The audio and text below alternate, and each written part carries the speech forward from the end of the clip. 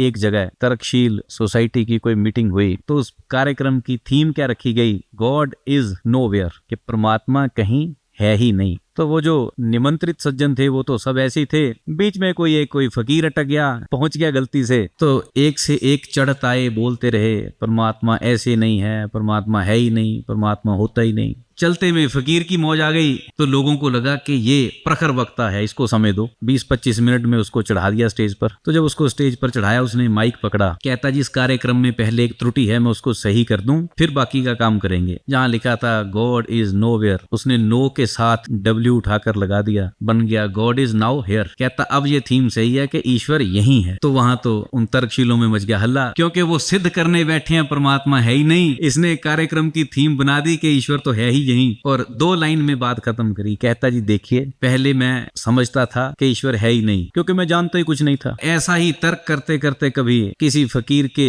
झोंपड़े में पहुंच गया। तो जब मैंने उसे कहा कि बाबा ईश्वर तो है ही नहीं, तो आगे से फकीर कहते जो है ही नहीं उस पर तू झगड़ क्यों रहा? ना होने वाली चीज पर जो झगड़ते हैं वो दुनिया के सर्वश्रेष्ठ मूर्ख हैं। अब कोई आदमी भूमि पर बैठ करके आकाश होता ही नहीं सिद्ध करना क्या चाहता है? हाँ, भूमि पर बैठकर आकाश नहीं है ये सिद्ध करने वाला ये बताना चाह रहा कि उसकी पहुंच आकाश तक नहीं है। हे प्रेमी, तेरी ईश्वर के संबंध में तर्कें ऐसी हैं।